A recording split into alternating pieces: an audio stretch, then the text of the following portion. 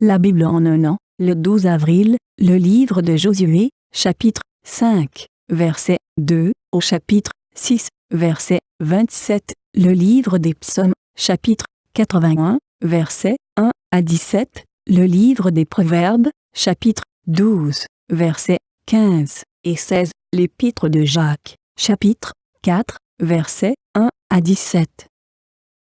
Le livre de Josué, chapitre 5. À cette époque-là, l'Éternel dit à Josué, « Fais-toi des couteaux de pierre et circoncis une nouvelle fois les Israélites. » Josué se fit des couteaux de pierre et circoncis les Israélites sur la colline d'Aralot. Voici la raison pour laquelle Josué les circoncis. Tout le peuple sorti d'Égypte, les hommes, tous les hommes de guerre, étaient morts dans le désert pendant la route après leur sortie d'Égypte. Or tout ce peuple sorti d'Égypte était circoncis, tandis que le peuple né dans le désert pendant la route après la sortie d'Égypte n'avait pas été circoncis.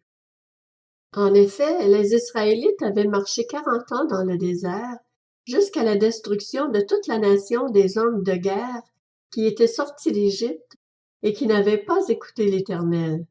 L'Éternel leur avait juré de ne pas leur faire voir le pays qu'il avait juré à leurs ancêtres de nous donner, pays où coule le lait et le miel.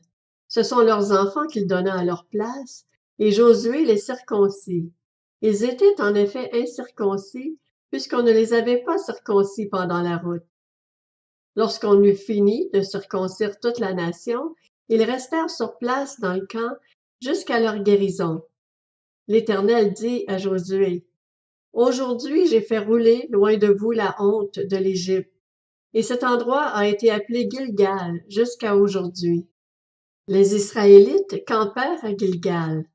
Ils célébrèrent la Pâque le 14e jour du mois, sur le soir, dans les plaines de Jéricho. Ils mangèrent du blé du pays le lendemain de la Pâque, des pains sans levain et du grain rôti. Ils en mangèrent ce jour-là. La manne cessa le lendemain de la Pâque, au moment où ils mangèrent du blé du pays. Les Israélites n'eurent plus de manne, et ils mangèrent des produits du pays de Canaan cette année-là. Comme Josué était près de Jéricho, il leva les yeux et regarda.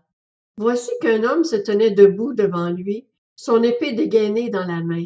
Josué alla vers lui et lui dit, « Es-tu pour nous ou pour nos ennemis? » Il répondit, « Non, je suis le chef de l'armée de l'Éternel. J'arrive maintenant. » Josué tomba le visage contre terre, adora et dit, « Que dit mon Seigneur à son serviteur? » Le chef de l'armée de l'Éternel dit à Josué, « Enlève tes sandales de tes pieds, car l'endroit où tu te tiens est saint. » Josué se conforma à cet ordre. Le livre de Josué, chapitre 6. Jéricho était fermé, barricadé devant les Israélites. Personne n'en sortait et personne n'y entrait.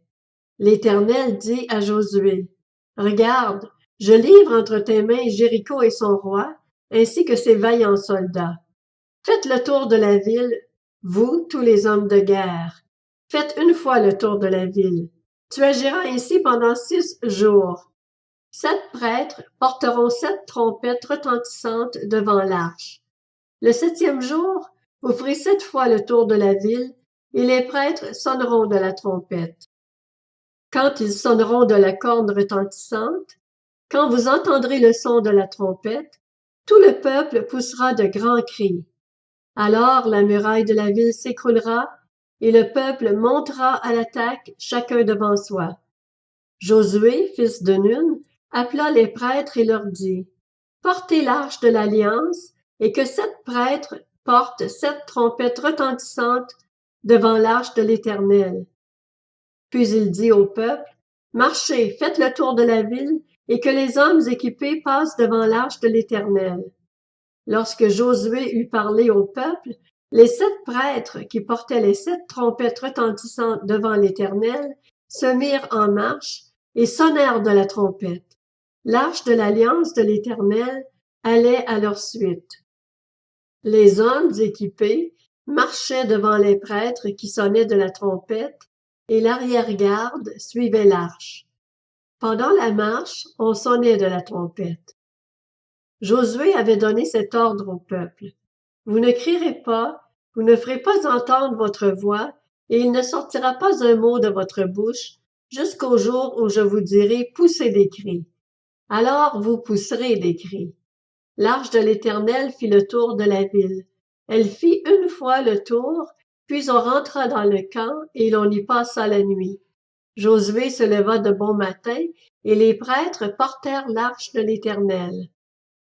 Les 7 prêtres, qui portaient les 7 trompettes retentissantes devant l'arche de l'Éternel, se mirent en marche et sonnèrent de la trompette.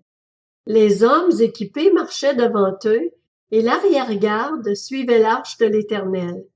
Pendant la marche, on sonnait de la trompette. Ils firent une fois le tour de la ville, le 2e jour, puis ils retournèrent dans le camp. Ils agirent de même pendant 6 jours. Le 7e jour, ils se levèrent de bon matin, dès l'aurore, et ils firent de la même manière 7 fois le tour de la ville. Ce fut le seul jour où ils firent 7 fois le tour de la ville. La 7e fois, comme les prêtres sonnaient de la trompette, Josué dit au peuple, « Poussez des cris, car l'Éternel vous a livré la ville. » La ville sera vouée à l'Éternel, elle et tout ce qui s'y trouve. Mais on laissera la vie à Rahab, la prostituée, et à tous ceux qui seront avec elle dans sa maison, parce qu'elle a caché les messagers que nous avions envoyés. Seulement, gardez-vous bien de toucher à ce qui sera voué à la destruction. En effet, si vous preniez de ce que vous aurez voué à la destruction, vous mettriez le camp d'Israël sous une menace de destruction et vous causeriez son malheur. Tout l'argent et tout l'or, tous les objets en bronze et en fer seront consacrés à l'Éternel et entreront dans le trésor de l'Éternel. Le peuple poussa des cris et les prêtres sonnèrent de la trompette. Lorsque le peuple entendit le son de la trompette, il poussa de grands cris et la muraille s'écroula. Le peuple monta dans la ville, chacun devant soi. Ils s'emparèrent de la ville et vouèrent à la destruction, en le passant au fil de l'épée, tout ce qui s'y trouvait, hommes et femmes, enfants et vieillards, jusqu'aux bœufs, aux brebis et aux ânes. Josué dit aux 2 hommes qui avaient exploré le pays, « Entrez dans la maison de la femme prostituée et faites-en sortir cette femme et tous les siens, comme vous le lui avez juré. » Les jeunes espions entrèrent chez Rahab et en firent sortir Rahab, son père, sa mère, ses frères et tous les siens. Ils firent sortir tous les membres de sa famille et les installèrent en lieu sûr à l'extérieur du camp d'Israël. Ils brûlèrent la ville et tout ce qui s'y trouvait. Toutefois, ils mirent dans le trésor de la maison de l'Éternel l'argent, l'or et tous les objets en bronze et en fer. Josué laissa la vie à Rahab la prostituée, à sa famille et à tous les siens. Elle a habité au milieu d'Israël jusqu'à aujourd'hui, parce qu'elle avait caché les messagers que Josué avait envoyés pour explorer Jéricho. Ce fut alors que Josué jura, « Maudit soit devant l'Éternel l'homme qui se lèvera pour reconstruire cette ville de Jéricho. Il en jettera les fondations au prix de son fils aîné, et il en posera les portes au prix de son plus jeune fils. » L'Éternel fut avec Josué, et l'on parla de lui dans tout le pays. Le livre des Psaumes, chapitre 81, au chef de chœur sur la guitite, d'Asaph. Chantez avec allégresse vers Dieu notre force. Poussez des cris de joie vers le Dieu de Jacob. Entonnez un chant, faites résonner le tambourin, la harpe mélodieuse et le luth. Sonnez de la trompette au début du mois, à la pleine lune, pour le jour de notre fête. En effet, c'est une prescription pour Israël, une règle pour le Dieu de Jacob. Il en a fait une instruction pour Joseph quand il s'est attaqué à l'Égypte. J'entends un langage qui m'est inconnu. J'ai déchargé son épaule du fardeau et ses mains ont lâché la corbeille. Tu as crié dans la détresse et je t'ai délivré. Je t'ai répondu au cœur de l'orage. Je t'ai mis à l'épreuve près des eaux de Mériba. Écoute, mon peuple, et je t'avertirai. Israël, si seulement tu m'écoutais. Qu'il n'y ait au milieu de toi aucun autre Dieu. Ne te prosterne pas devant des dieux étrangers. Je suis l'Éternel, ton Dieu, qui t'ai fait sortir d'Égypte.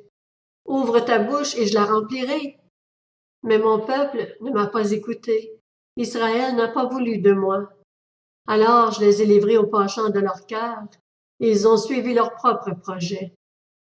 Si seulement mon peuple m'écoutait, si seulement Israël marchait dans mes voies.